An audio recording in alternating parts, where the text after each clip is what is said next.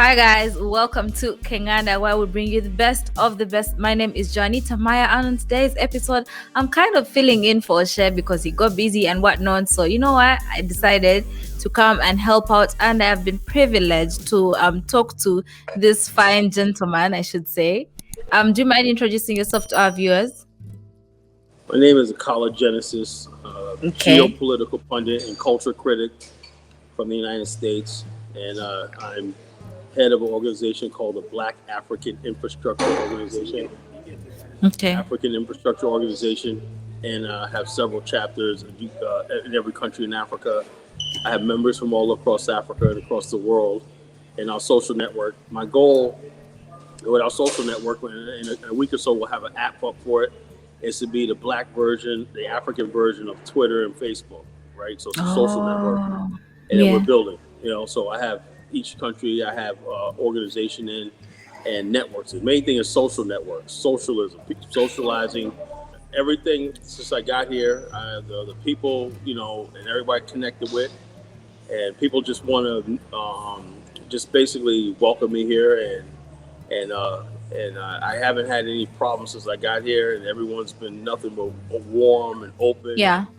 I don't feel like a foreigner here. They just feel like, okay, you're just one of us. You're Oh, somebody that's been in the lovely. United States. That's the way they say it. The way they say it, like it's you're just somebody that just hasn't come home yet. Welcome home, whatever. Yeah. And so I Uh, get that uh, impression. I don't feel like a foreigner because there's no British colonialism. There's no French colonialism here. It's none of true. that. So I really feel comfortable. Here. It's how I Mm. feel, and when I go to other African countries, I'll have to see. But I'm rooting for all of Mm. Africa. But Yeah. Liberia's Um. been good for me. Okay. For those who didn't get that, he is actually in Liberia right now. You said you've been there for 3 weeks, right? I've been here for 3 weeks. Okay. Sunday will be 3 weeks. I'm leaving Sunday. Oh, okay. And how has the experience been so far? You mentioned that you don't feel like a foreigner, but like, how has it been? You said it's your first time in the continent, right? On the continent, sorry. Right. Okay, Yeah. you got to say that again. I didn't hear that question. I want You to go said ahead. this was your first time on the Yes, continent, the right? first time on the continent. Yes. Yeah, and how has the experience been? What was that revelation you got once you got onto the African continent? If you don't mind me Well, asking. like I said, you said the first time. Yeah, I've gotten nothing but warm, welcome here. People make me feel at home. They treat me just like one of their family and everything. They don't act like there's something special about me because I'm from America and stuff like that. Mm-hmm. And I don't act like I'm something special because I'm from America. Even though there's a lot of, well, I could, but Mm. like I said, I just see the local people as my own people. Since I got here, I've got nothing but love. And Liberia is a good mixture of modern, contemporary Africa and traditional Africa. Okay, I got traditional Oh. Africa when I wanted it. I got modern Africa, the nightclubs, the culture. I got politics when I wanted it. I got culture when I wanted it. I got arts and crafts Yeah. when I wanted it. I got the best food I've ever tasted in my life. I want to get it. Yesterday, I was on a Liberian television show, and it was asking me my opinion why I'm here, and I was talking about my book. I wrote the first Liberia historical novel. It's called Journey to the Promised Land on Amazon. It's called Journey to the Promised Land, Voyage of the Barkazor, about the Liberia exodus of 1878 from Charleston, South Carolina. It's a true story. I fictionalized it and made it into a novel, right? Like after 3 years of research. Mm. So that's Yeah. on Amazon. You can get that Journey to the Promised Land. If you don't want to order the book, you can download it on Kindle. It'll Mm. give you Mm-hmm. an education, an introduction to what Liberia is, and it's both sides of the Liberian. So I think Liberia was the most remarkable thing the black race has done in 1,000 years. That's my personal opinion. The building of this republic. This is the only Yeah. country in Africa that was never colonized. Okay, a Mm. republican monarchy. Uh okay. Go ahead. Go Is ahead. that why you picked Liberia? No, Is no, that not really, because Liberia has it has a connection to Black America that goes back 200 years, right? And what I want to do is, I'm saying, for those good and those nuance and everything like that. But if other African countries just hold on to the British crown, right? I mean, yeah. let's be honest with ourselves. Uganda, Kenya, and all these other people are still members of the Commonwealth, right? Still Yeah. members of the Commonwealth. They ain't going nowhere. They decided the reason why the original OEU failed because colonial ties. Most of Africa is still part of the UK, and they got the Anglophile. They still worship the Queen and everything like that. I'm saying Liberia has a connection to Black America, and we're gonna be proud of that. Yeah. And then from that standpoint, we can build a Pan-African world and stuff like that. But we have to be honest with ourselves and everything. We can't hold on to our colonial ties and you got this country think that because the French were better than the Portuguese, you were colonized by the Portuguese.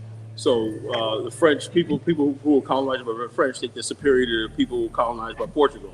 The people who were colonized by Britain think they were better than the people who were colonized by the French. All that foolishness still goes on in Africa to this day, and I see it on social media all the time and stuff like that.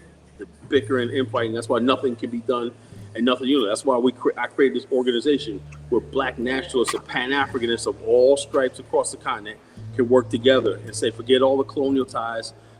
We put our black race first, be a Pan-African first, and all that other stuff. So that's my view on that. Oh, okay. That's nice. What can you tell us about the culture in Liberia? What shocked you about? Let me tell you. When I first got here, right? I first got off the airplane, right? There were guys meeting me outside. Welcome. Wow. Right? Welcome home. They didn't say welcome to my country. They said welcome home. True. When I meet Liberians and I tell them I'm from America.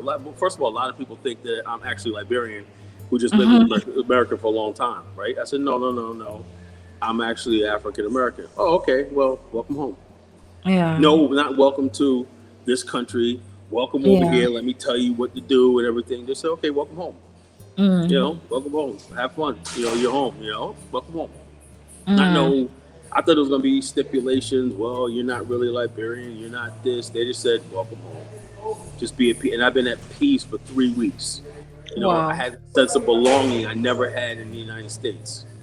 And it was like, it's not even about being Black. It's not even about African. It's just like being a human being and a person where you could function as a person and not worry about race 24 hours a day.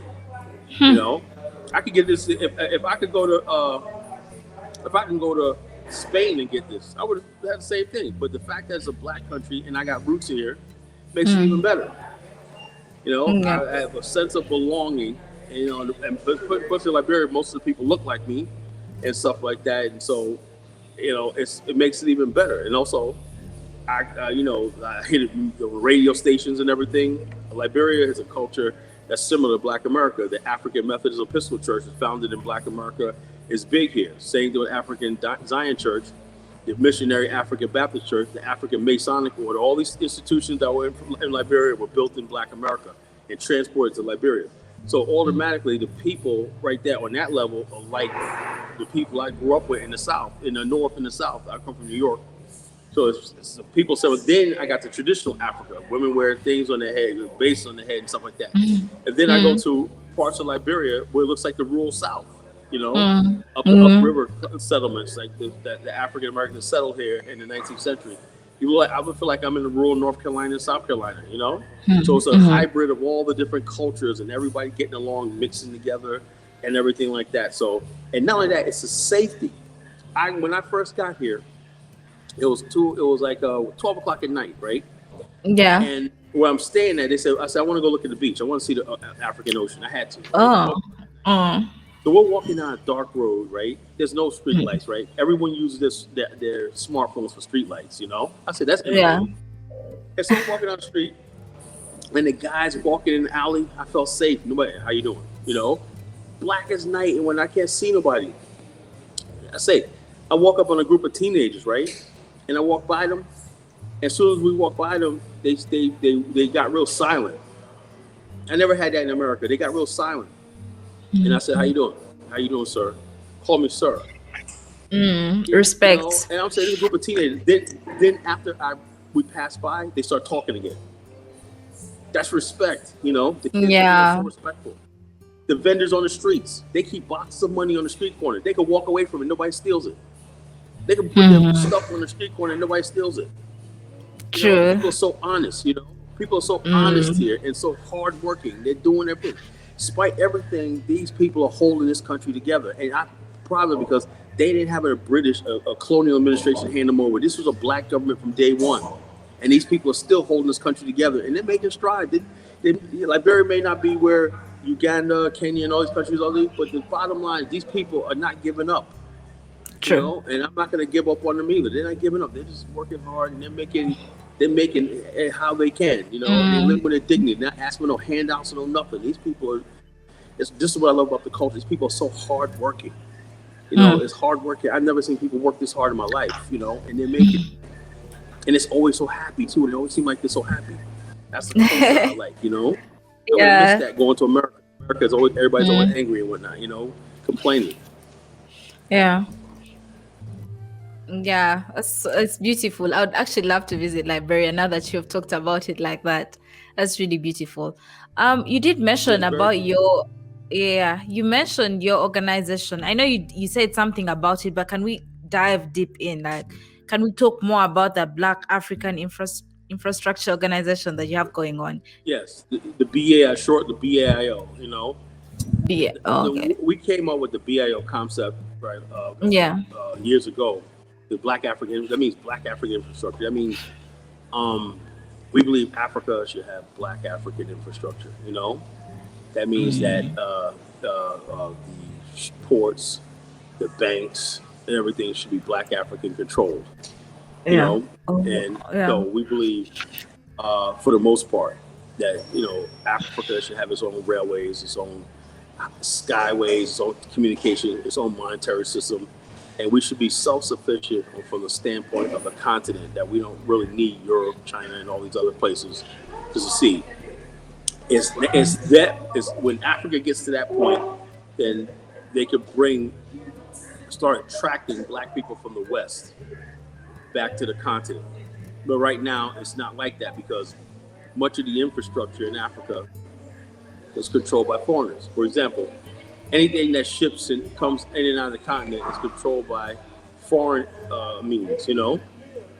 Even most of the travel in and out of the continent is foreign airlines. We don't have African airlines. That's insufficient quality. You know, just the other day, Namibian Airlines just ceased operations. That's a shame. Had they been working with South Africa and all these other places and everything like that, we probably could have saved it. Ghana Airlines is in trouble, and all these other airlines are in trouble, and like I said, Mm, it's a shame. And I'm not going to be little. We need these services from Delta and all these other Air France and Portugal. They serve a need, but it's been 60 something years since independence, right, in Africa, right? mm, And we look at how Asia is self-sufficient and Africa isn't right now. After 300 years of the Dutch and all these other people exploiting Asia, a man named Sukarno convened this thing of all the Asian countries that were newly uh, uh, 10 years post World War II, 1955. 10 years, right? 10 years to think about this. What's the direction of Asia, right?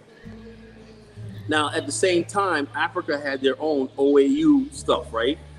But the difference in Africa was Africa never really was allowed to sever its ties with Europe. In fact, post World War II, Africa was trying to strengthen its ties with the West. yeah. You know, you know, Yes. Asia was going in a different direction.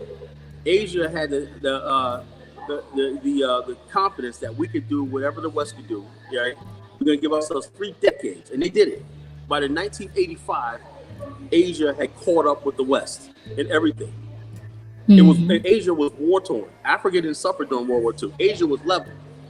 So how did in 30 years, from 1955 to in 1985, they had all the success, and Africa from that time period, right, had nothing but war, chaos, mass murders, and all the stuff like that. When these so-called things, that's because the Europeans never left Africa. They don't. To this mm, day, they still are entrenched in Africa. They're still in African affairs.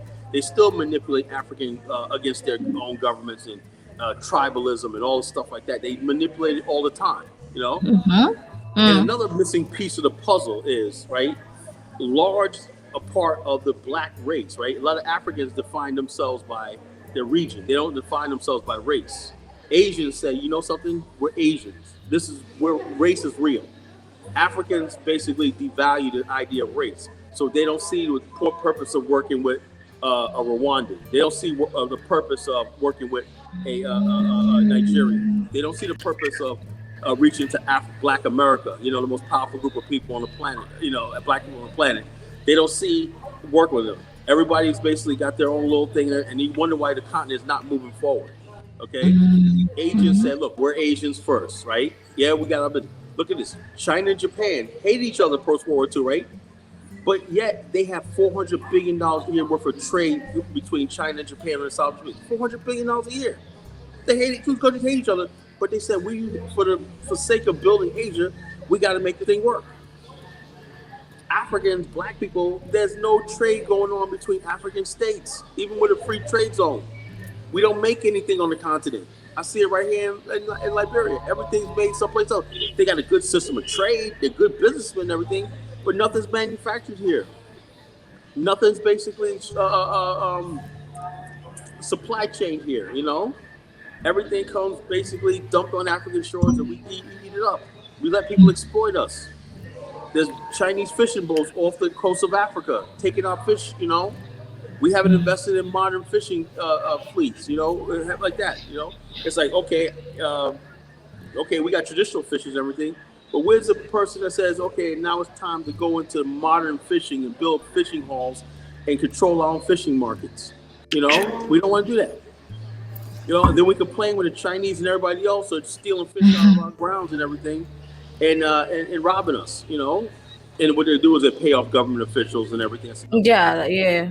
You know, but it's what time they do. for a revolution in Africa. And I'm thinking that we got to take this continent back, because it's not even about us anymore. It's about the future. What are we gonna leave for the children? The more foolishness? Yeah, the white man did what he did and all this stuff like that. Yeah, we understand that. But what are we gonna do right now? And how do you do it? Is basically start talking about it. That's why I have a social network, and these are things we talk about. You know. Yeah. Can you say that your organization has actually had some impact on African countries? Yeah. Okay. Can you tell us how? Yeah. Okay. One is before we came along, no one talked about infrastructure as far as like this. It wasn't a popular conversation. That was the stuff the Europeans thought. But now, because we have this debate, we talked about this. The debate we started was, okay, what's better, solar or hydro? And we have these debates. Micro hydro. All right. Okay. Yeah. Those are topics that not even when I listen to, let's say, Kenganda and all these other things, nobody talks about that. Nobody talks about different energy sources and everything like that, you know. But these are things that come here to the continent are basically pertinent. What are we waiting for people to get involved with micro hydro technology? You know, that can be easily built. That we could be not only teaching our kids in these schools right here how to build these micro hydro plants, micro nuclear plants. Well, these are things the BAIO talks about in our organization. You know, stuff like that, cryptocurrency, alternative currency platforms for Africa. These are things we talk about, you know, and the people that's out there in our organization that's out there doing that, building these things, you know, building tourism and stuff like that. You know, before we came along, there's nobody talking about that, you know, nobody talking about the business aspect of Pan-Africanism. It was all either, okay, I make some money here, whatever like that. But the fact that we legitimize talking about a stock exchange, sovereign wealth funds and stuff like that. Okay. No black nationalists never talked about this stuff before. Yeah. You know, now we made it a sanctuary where you could talk about business and finance and not be called a capitalist and all stuff like that. Those horrible names they call you because they don't understand what you're trying to talk about. So that's what we talk about. And so I have a lot of Africans that come to me and say, yeah, I got this idea. I have a guy in my organization that's a Ghanaian, and he lives in actually a Nigerian. He's a Nigerian, but he lives in the UK and from the UK in the United States. And he has a business model for treating human waste and actually producing energy up from it and making clean water, right? But he said he went to Ghana and nobody was interested, you know? It was like, oh, well, you know, And so when he came, he said, when I joined the BAO, he said, I was talking to people that I could have a conversation with about this stuff. You see what I mean by socialization? The people Mm. that are scientists and everything have no place to go to. Tell me if you don't have an organization or something that people can say, okay, I don't feel like I'm out of place when I start talking about my business model or my idea. Right now, right there is not none of that. What you see is a lot of times on YouTube, not to criticize it, it's just entertainment. I'm here in Africa and I'm happy. Okay, you're happy. Well, what are you doing? What are you contributing? What are you building? What are you making a difference? Are we gonna let the Chinese do all that for us? You know, it's that's what we do in our organization.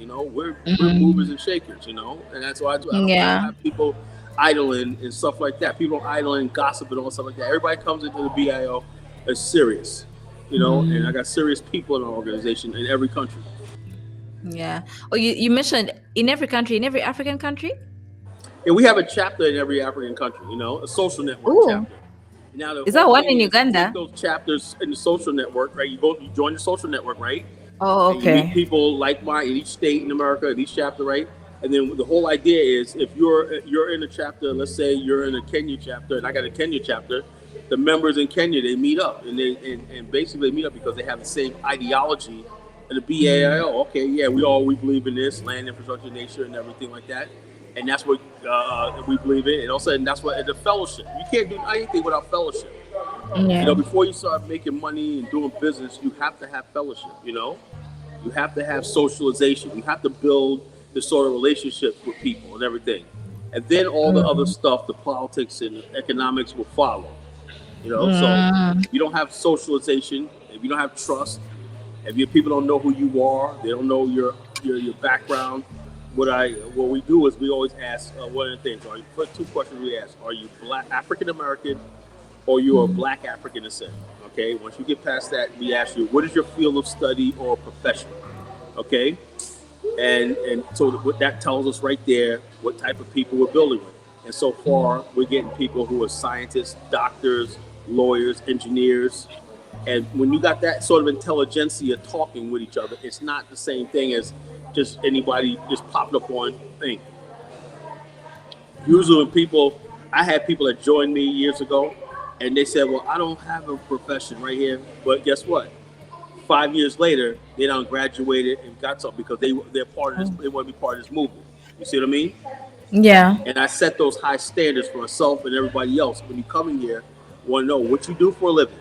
You know, being just somebody on YouTube and stuff like that is not good enough for us. What do you do? What is your profession?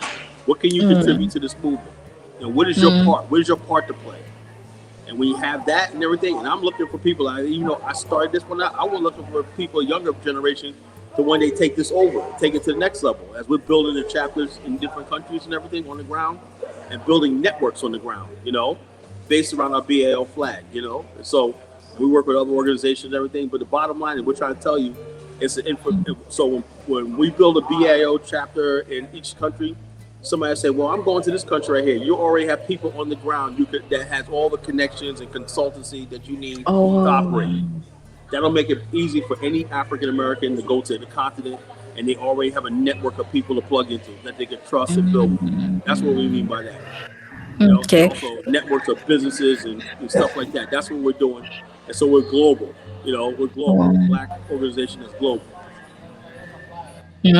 I wanted to can Africans join? Yes. Matter of Oh, fact, check this I out. just had to make that clear. In the BAO, I don't believe in all that.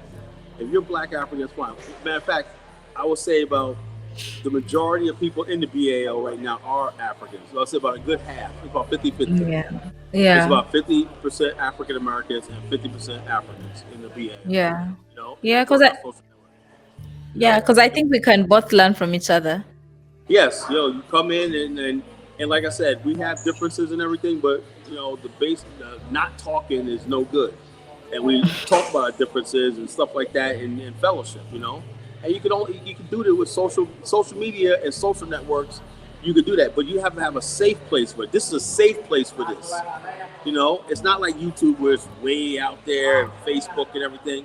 This is a place for people who made the decision to join this social network, and we're gonna have an app up soon. We're gonna have a mobile for it too, so you can put the app on your phone and go. You know, you get alerts, text messages, and everything. You can log in from your mobile device. You know, I realized after all these years, you need mobile. People don't go to the website no more; they go to mobile. So I built it. When I get back to the states, I'm gonna finish building the mobile app. Yeah. Well, basically, it's like black people who believe in Pan Africa, building Africa, who are Yeah. progressive in this thing, have a place to go to that they could network with other people and build with other people. That's what the Black African Infrastructure Organization is all about. Nothing else. We're not a racist organization. We don't believe in none of that. But we just believe black people around the world, black African people need some place that we can go to that understands what we're talking about. You did mention that you wrote a book, right? Yes. Yes. Yeah. What can you tell us? Tell us more about the book in case someone out there wants to buy it and they want a brief or a summary about it. Okay, the book is called Journey to the Promised Land. Okay, voyage Catchy. of the voyage of the Bark Azor. Bark Azor. The Azor was a ship. It's about the Liberia exodus of 1878 from Charleston, South Carolina to Liberia. Okay, it was after the Civil War and the end of Reconstruction, where there was a lot of violence towards African Americans, and they made the decision to form this company called the Liberia Exodus Association, and decided that the future was migrating back to the ancestral homeland and building Africa. Right. So they purchased a ship called the Azor, right, from Boston and sailed it down to Charleston, South Carolina. And it was the biggest event in African American history at the time. It was bigger than the Million Man March. It was bigger than the March on Washington. And at the time, it was like the event was like the size of when Barack Obama was elected. You know, everybody watched it. But this event was written out of history. The reason why I wrote this novel is because it was completely written out of history, and I found out about it by accident. I said, how can I invent this brand? And I learned a lot about Liberia and a lot about Africa. A lot of things were written out of history because we as black people, we're not authors, we're not researchers, and we only write what we think white people think is important. You know, there's not a lot of authors in Africa and stuff like that telling these stories or writing books. You know, we complain about, whoa, how come we don't see our stories on the TV? Well, we need writers. You know, I was complaining the same way. And guess what? I decided to write this book. You know, I said, look, okay, I'm gonna stop complaining about it. I'm gonna write, and we need Yeah. more writers. You know, and we can't just all be talking about bling and gangs and all the stupid stuff that we're talking about. It's good and everything, but we need to know our history. You know, I want to see Uganda and the Kenyan authors, and when I read their stuff, what's their perspective?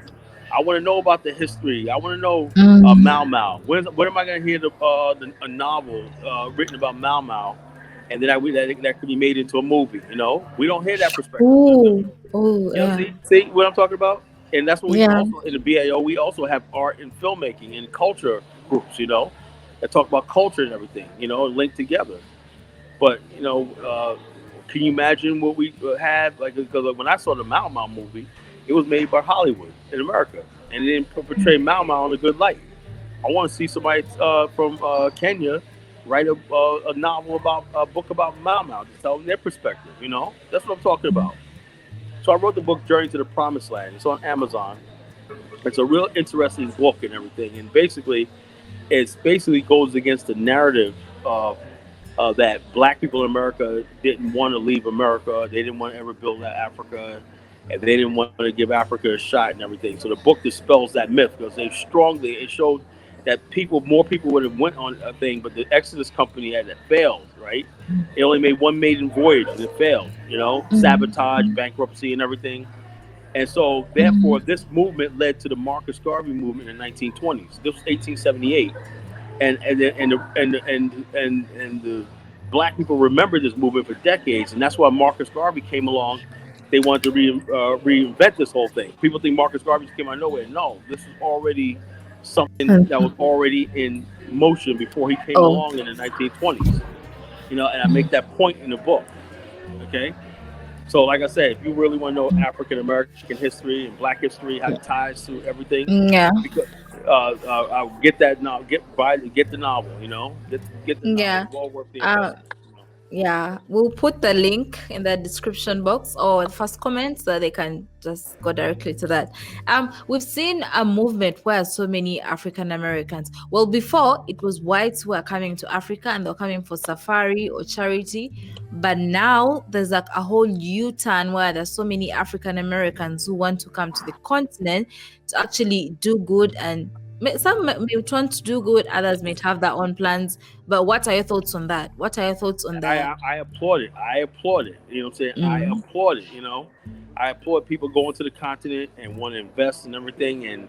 And what's good about it is I'm seeing people who really have education and business skills. Not people who have emotional stuff and stuff like that, and they got no money. You got people that are coming over in Africa that got money and education. Those are the African mm, Americans that I think Africans need to really reach out to, because I don't really think they know the magnitude or strength of Black America. How much there really is. If Black America really started taking Africa seriously, Black America could deliver Africa. It could really help out. We can help each other out. And so you know, that's what it is. Even though the majority of people are still going over there, they're going over there winging it, they're struggling, they're making an attempt, but you still do have those African Americans. But they go to countries like South Africa, where it's the infrastructure is a little better, and countries like that. Maybe you see them in Nairobi, or you see them in Ghana and mm, places like that, where they could really make like that. But they're going over there, and like I said, how this plays out, right? How this plays out with the governments, and uh, that's the next question, because it seems to me that the governments of Africa are not really. I don't think they have a long-term plan on that. They don't even. First of all, before you can talk about African Americans, we first have to talk about the Africans who are living abroad who are stranded. There's so many Africans that are stranded in China and Europe and all these true. things and stuff like that. Those people have to be taken care of first, right? And like I said, when Yeah. Africans get serious about that, then it seems like, okay, the continent is moving in the right direction, and then African Americans, we can take care of ourselves pretty much. But we have to basically, the first people that should come first in all this is the Africans that are born on the continent.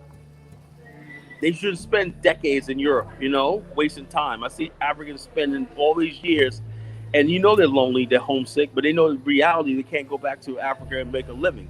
We have to basically solve that problem, right? Because that's what you had in Uganda with Bobby Wine. People are just frustrated. I see it all the time here. You got young men. The most dangerous thing in the world, right, is frustrated young men you know. And if people don't listen to anything I'm saying right now, they better heed the warning.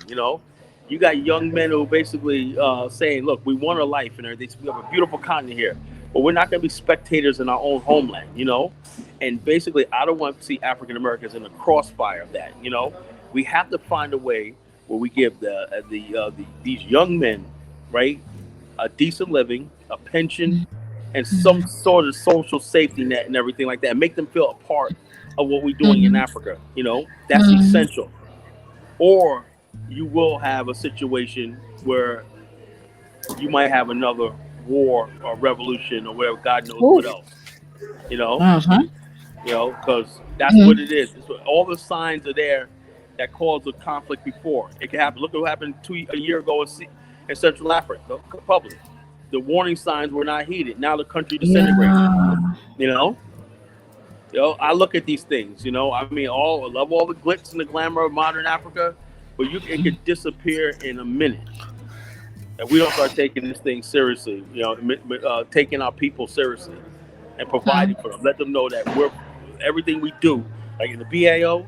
If a young black man, I have so many young Africans that join and be like, "Yo, Colin, even though I know the BA don't collect any money and everything like that, but they said you give us hope. There's people out there that love us and fighting for us." I said, "Yeah, and one day we're gonna have all the resources like that, but it takes time. But one thing I won't do is abandon people, and basically use people for my own personal gain and stuff like that, just to make myself look good. I said we all in this together. You join the BAO, we're all in this together. We don't have all the answers, but we can figure it out together. Mm, okay, wow. That was beautiful. Any last remarks to our viewers? anyone, like anything. Okay, I just want to say thank you for inviting. If you could put the link up to my social network in the description. Yeah, definitely. I was going to say Okay. that in the end, but we're Okay, going to social say that. network and everything like that. That's the only way Yeah. people could get involved with me or the Black African or the College Genesis and everything. And so Mm. I don't have a YouTube channel. I won't do it. You know, Facebook. I rarely friend request anybody on Facebook, and I just that Facebook is where I act the fool and cut up. I don't think, but where you call it as serious is my social network, Ning. You know, that's where you see Mm. me and what I'm doing and everything like that. Everything else, I don't do. I just make guest appearances on YouTube. I don't do anything Mm. else. You know, I don't do Mm. anything else. I'm not in the YouTube streets and none of that stuff like that. I have a social network. It's free to join. You don't have to pay anything, and you can come in and create your own group if you want to.